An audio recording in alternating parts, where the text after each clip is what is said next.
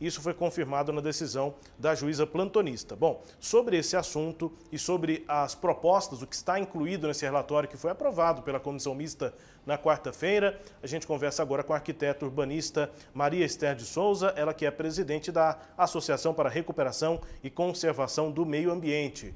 Maria Esther, obrigado pelo contato com a gente aqui na Sagres. Bom dia. Bom dia, Rubens. Bom dia, Cileide. Um prazer estar aqui de novo falando com vocês. Prazer voltar a receber você aqui, Maria Esther, apesar da distância, né, nesse nosso formato aí pelo Zoom, mas obrigado pela entrevista. Vamos falar sobre o mérito, basicamente, né, da revisão do plano diretor, o que é que está incluído lá, inclusive por conta das emendas que foram propostas. Mas antes, né, Cileide, você poderia nos atualizar com a apuração que você fez, né, Cileide, nessa quarta, quinta-feira, né, depois da decisão judicial, sobre as interpretações em relação a essa última decisão. Ou seja, será que a tramitação fica efetivamente parada, suspensa ou não, para aí a gente entrar no mérito da questão com a Maria Esther, Cileide? Rubens, a questão é a seguinte, o vereador Mauro Rubem propôs essa ação na Justiça e conseguiu uma nova liminar ontem, né, na noite, melhor dizendo, de anteontem, e o vereador entendeu que a liminar estava paralisando, né, a tramitação do projeto lá na Câmara de Goiânia. Só que a Câmara tem uma posição diferente, né, dessa posição aí do vereador, porque entende que o que a juíza fez foi conceder parcialmente a decisão solicitada pelo juiz e que isso não suspende a aprovação do plano diretor, apenas se refere à publicidade que tinha que ser dada para os projetos. E ontem, né, na nota que a Câmara divulgou, depois, já à tarde, depois que foi divulgada a sentença, a Câmara diz isso, né?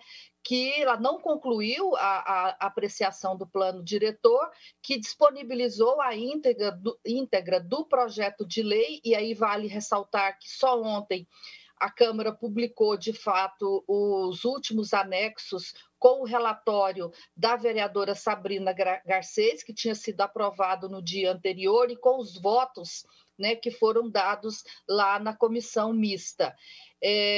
Determinou e também decidiu que vai realizar uma ampla divulgação das sucessivas etapas de tramitação e apreciação do plano de Goiânia. Em síntese, a Câmara entendeu que data foi suspenso, que a decisão da comissão continua valendo, assim como a tramitação que estava decidida. Só que, e aí eu acho isso interessante, a Câmara deu uma recuada, né? Apesar de achar que não precisa fazer nada, que já fez tudo que a Justiça mandou, a Câmara deu uma recuada. A intenção era colocar o projeto para votação na próxima semana, e isso não vai acontecer.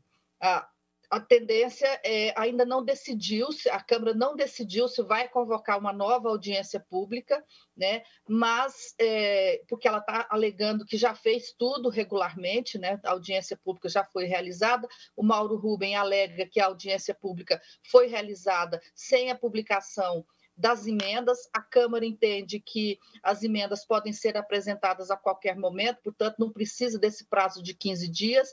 Mas, quer dizer, enquanto continua essa desavença aí a respeito do que a Câmara decidiu ou não, houve uma conversa de vereadores com o Paço e há mais ou menos um consenso de que vão esperar, né, mais um prazo e que, enquanto isso, terá terminado o recesso parlamentar e aí o projeto volta para ser votado em primeira votação já em fevereiro, porque o recesso da Câmara termina dia 1º. Então, esse é mais ou menos o consenso que está definido na Câmara. Não está decidido se vai ser feita ou não uma nova audiência pública, mas o fato concreto é que essa decisão da Justiça, ela jogou para frente a votação do plano diretor que a Câmara pretendia votar nesta próxima semana. Rubens. Bom, e aí, Maria Esther, qual é a expectativa que vocês que acompanham, os urbanistas, enfim, quem está acompanhando esse debate na Câmara tem? A expectativa é que a Câmara faça novas audiências públicas, que tenha mais transparência nesse debate, ou seja, diante desse prazo que aparentemente foi conseguido depois da última decisão, apesar da Câmara interpretar que a tramitação não está obrigatoriamente suspensa, mas aparentemente vai haver um prazo maior até a segunda e última votação no plenário, que é o que falta na prática. Qual é a expectativa diante disso que acabou de informar aqui a Cileide, Maria Esther? Olha, primeiro eu queria manifestar como é um prejuízo enorme para o processo inteiro e para o entendimento do que seria o objetivo do plano, a judicialização do processo. Isso já deixa a gente assim um pouco desanimado, porque você fica correndo em duas ruas paralelas. Uma é um pensamento sobre a cidade e tentando entender o que o plano está querendo propor, e a outra é essa coisa de liminar juiz e tal. A proposta inicial do vereador Mauro, e a gente estava lá na audiência quando ele colocou isso, é que a Câmara organizasse reuniões temáticas e com esse espaço de antecedência de convocação, né? Ou seja, você convoca uma reunião e com pelo menos 15 dias de antecedência, nessas reuniões temáticas ou audiências temáticas, o plano fosse debatido um pouco mais ampliadamente. Com esse prazo estendido até fevereiro, a gente pode até organizar, né, ou ter uma expectativa de que esse tipo de reunião vai acontecer. Mas, veja,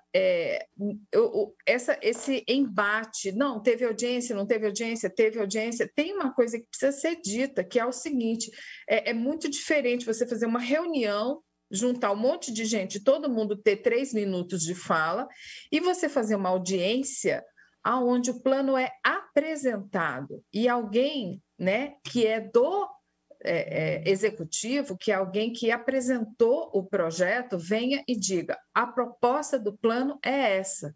Isso é a audiência. Você explicar na audiência o plano e aí a audiência servir para que representantes da sociedade venham se manifestar sobre o que estão entendendo, o que estão reivindicando. Então, não adianta, inclusive, esse prazo estendido abrir espaço para novas reuniões e essas reuniões serem estéreis, serem esse embate. Olha, você tem 3 minutos, você fala, e isso virar essa disputa novamente. Então, no nosso entendimento, se a gente tivesse pelo menos um cronograma postado, um cronograma elaborado pela Câmara de Vereadores, dizendo assim: vamos explicar o plano, vamos mostrar do que nós estamos querendo discutir, vamos explicar o que são as emendas, e aí sim a gente discute para levar isso para votação. Aí eu penso que a gente estaria num caminho menos complicado.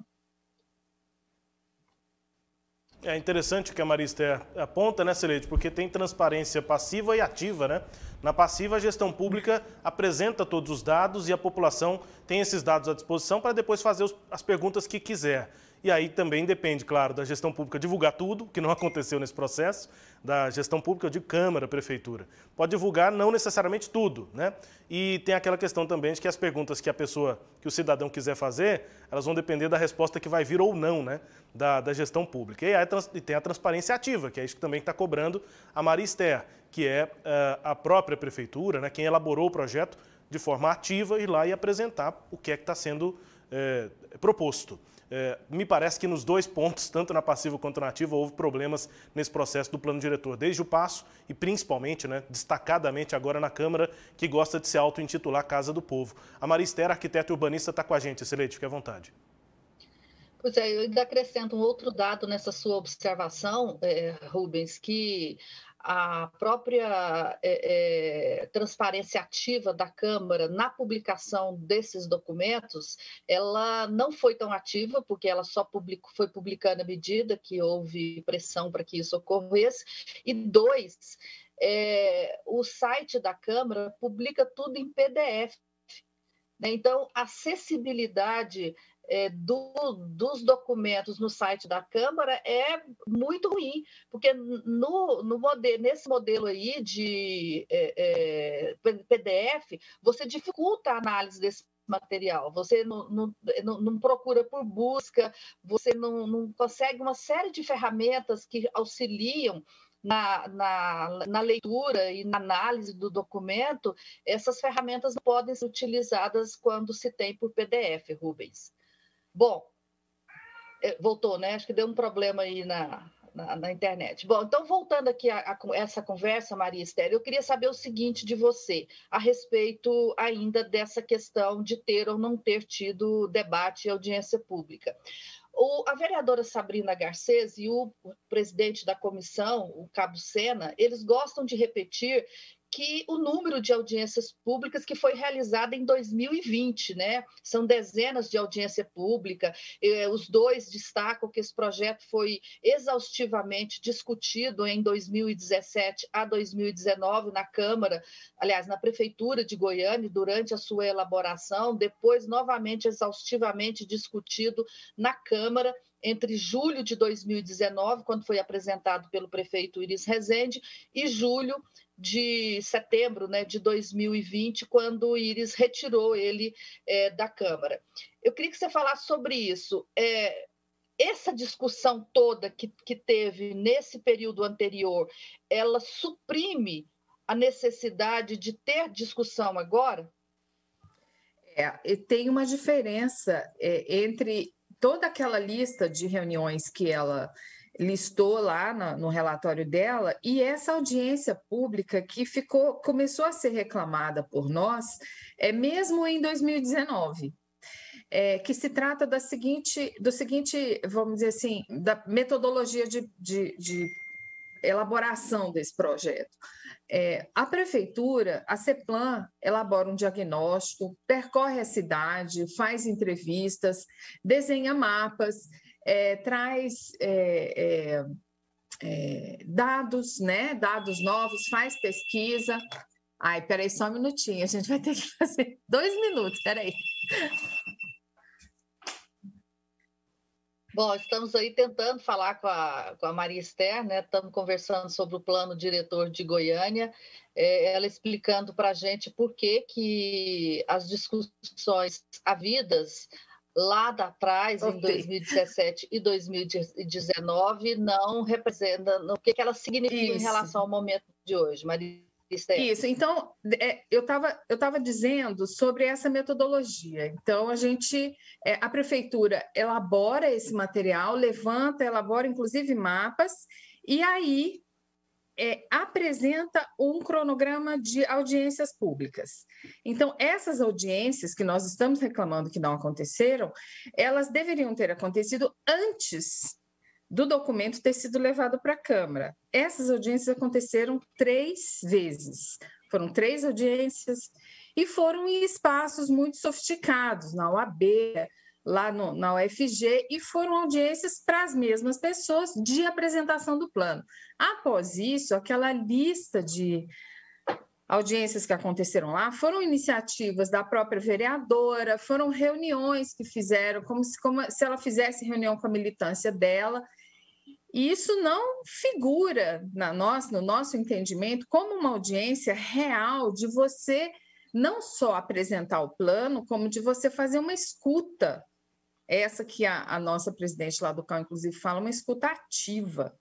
Então, fazer uma reunião com a CIEG, por exemplo. Aí a CIEG fala lá uma série de coisas que ele entende, que o centro, que a região da 44, isso é uma reunião.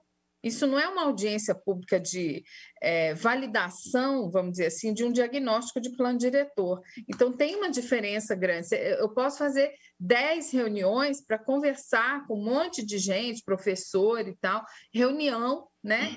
E aí põe essa coisa de cada um tem 3 minutos, e isso acaba virando um debate estéril, um debate que não colabora. Então, mesmo que a resposta seja assim, olha, há um debate exaustivo. Sim, houve um debate exaustivo entre eles, dentro da Câmara, em salas fechadas, grupos fechados. Essa decretação desse grupo de trabalho que trabalhou com o plano foram 4 pessoas da prefeitura, 4 vereadores e 2 representantes do segmento imobiliário. Eles fizeram exaustivas reuniões. Realmente eles discutiram muito. Eles, lá dentro da Câmara, que tem as comissões dentro da Câmara organizadas para discutir os temas relativos às políticas públicas da cidade, eles realmente discutiram isso muitas vezes. Agora, isso não foi para a região noroeste, não foi para a região leste, sendo levado pelo Paço Municipal para ser apresentado como projeto de cidade e ser debatido. Isso tinha que ter sido feito em 2018, 2019, a gente oficiou, me lembro de mandar ofício. O Compur, ele não funcionou praticamente em 70% desse tempo, né? De 2017 para cá, o Conselho de Política Urbana ele não teve com esse projeto na mão para levar para os seus representantes ou para os seus... O Compur é uma entidade que tem 30 associações, tem 30 pessoas lá representando entidades diferentes. Eu estava lá, entendeu? E eu reclamava, cadê? Vamos ver. Aí teve uma reunião que foi a mesma de apresentação que foi apresentado lá na OAB e tal.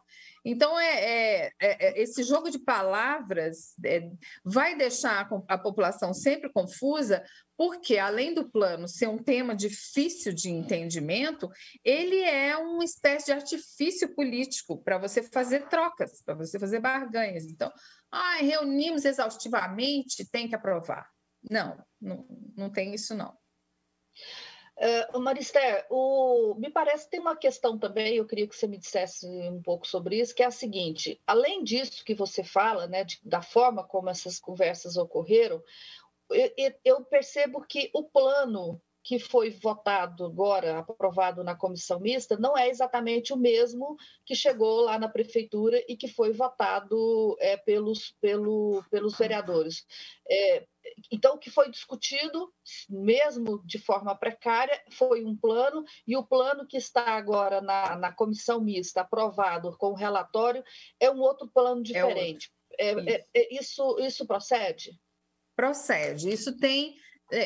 o coração desse plano, né? Ele é o que é muito diferente, e ele tem alguns lugares que são chave para você fazer o desenvolvimento da cidade. Esses lugares são essa matéria que a gente chama de zoneamento, né? Que é quando a gente no urbanismo aprendeu que essa é uma forma de você organizar a cidade. Você diz onde vai acontecer o que na cidade. Olha, então aqui pode ter uma indústria, aqui pode ter casa, aqui pode ter comércio e tal. Isso é um lugar. Em 2019, havia isso de uma forma clara colocada no plano, e havia uma intenção de que a cidade não tivesse muitos limites para você construir. Isso era o que estava em 2019. Esse plano de 2019, ele também deixava, como sempre foi na questão ambiental, a nossa relação com os rios. E ainda tinha alguma referência às unidades de conservação que deviam ser organizadas. Esse plano que está aqui, que foi emendado e reorganizado por esse grupo de trabalho, ele traz outra proposta nessa relação. Ele já diz que vai limitar essa densidade, que vai dar uma altura para os edifícios, só que ele espalha a coisa da densidade, ele espalha, vamos dizer assim, os lugares de ocupação e a forma de você calcular esse volume de construção de forma diferente.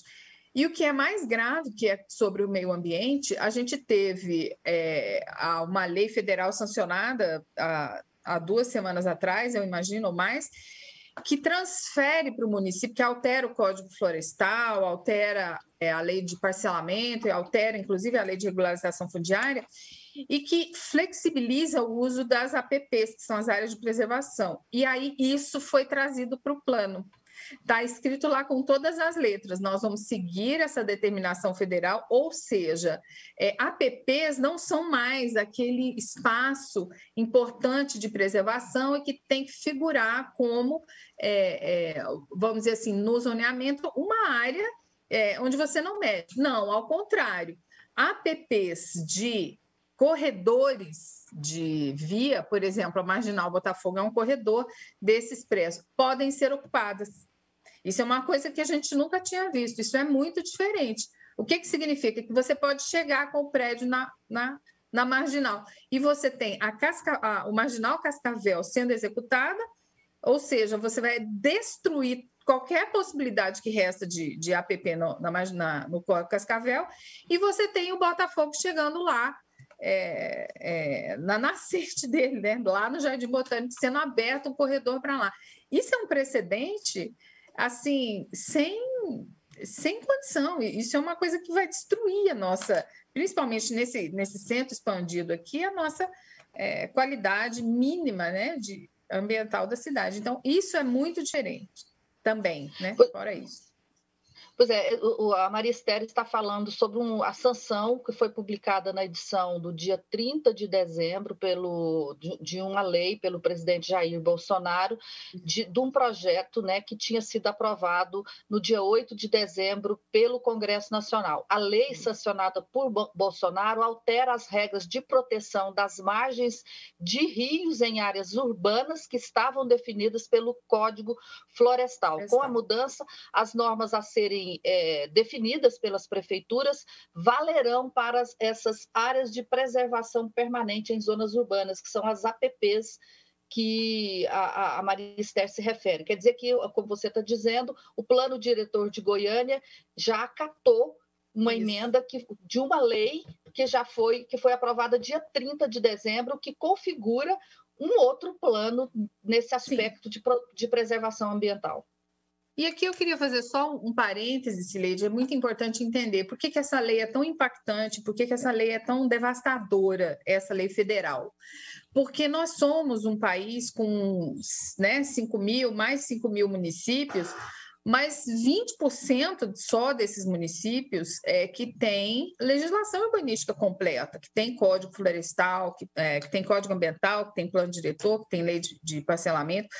70% dos municípios que são entre 20 e 50 mil habitantes são municípios que não têm essa proteção. E aí o governo federal traz uma lei dizendo assim, olha, você é município, você resolva. Né? Então, um município desse, na mão de um pecuarista, na mão de quem não se interessa, que é um município que tem 80% da sua área ou até 90% da zona rural, nós vamos ver as nossas matas serem destruídas, provavelmente, né? Bom, essa decisão de adiar a possibilidade de ficar para setembro a votação do plano não atende a vocês, porque, de qualquer forma, não haveria nova audiência na forma como vocês acham que deveria haver audiência. Isso, a expectativa não muda muito, porque não é apresentado junto esse cronograma de trabalho. E isso, Cileide, na minha cabeça, isso tinha que ser conduzido pelo Paço Municipal. Tudo bem que o plano está na Câmara, mas você tinha que ter um líder no Paço Municipal ali, fazendo, junto com essa comissão, uma organização desses trabalhos, não só transparente, que é o que se pede, né? Mas um pouco mais prática. A gente precisa ter uma reunião, vamos chamar de reunião, já que não se fala de audiência, onde esse mapa é projetado na parede e ali é colocado o projeto de cidade. E ali a pessoa da CEPLAN vem e explica, olha, está vendo aqui o Jardim Atlântico, o que vai acontecer? Não vai acontecer nada, ele vai permanecer um vazio. Está vendo essas manchas amarelas aqui? Foi essa, inclusive, uma postagem que a gente fez. Todas essas manchas aqui podem se tornar zona urbana. É explicar o plano para a sociedade, não é saltar um espaço de tempo, vamos dar uma elasticidade e votar esse plano só em fevereiro. Não, vamos entender o que é o plano. E esse papel é do Paço Municipal. Quem elaborou o plano foi o Executivo Municipal. Por que um plano que foi apresentado com 290 artigos precisa de 200 emendas? Por quê? Talvez porque ele não tenha sido entendido, ou então não tenha sido feita audiências suficiente lá em 2018 para ouvir a necessidade dessas 200 emendas, entende? Então, não basta que ele seja estendido em 30 dias. É importante que ele seja explicado, né, do ponto de vista não só de quem trouxe uma emenda, mas a própria CEPLAN. Rubens. Ok, Marister, muito obrigado pela disponibilidade aqui de conversar com a gente. Claro que a gente vai continuar atento aqui, né? A sustentabilidade, a desenvolvimento da cidade são pautas muito importantes aqui para a gente também na Sagres. A gente conta com essa disponibilidade para continuar conversando sobre o assunto, acompanhando lá os passos da Câmara Municipal. Obrigado, Marister, pela entrevista. Boa sexta-feira para você. Bom dia e um bom ano, né? Bom dia, Cileide. Um prazer de novo falar com vocês. Até a próxima. Estamos aqui sempre. Marister de Souza conversando conosco aqui no Sagres Sinal Aberto Manhã sobre o plano diretor, né? O mérito dessa matéria que define basicamente a vida na cidade para os próximos anos. Ela é arquiteta, urbanista e presidente da Associação da Arca aqui em Goiânia. Você confere destaques e a íntegra dessa entrevista acessando o nosso portal, o sagresonline.com.br. E o Sinal Aberto faz mais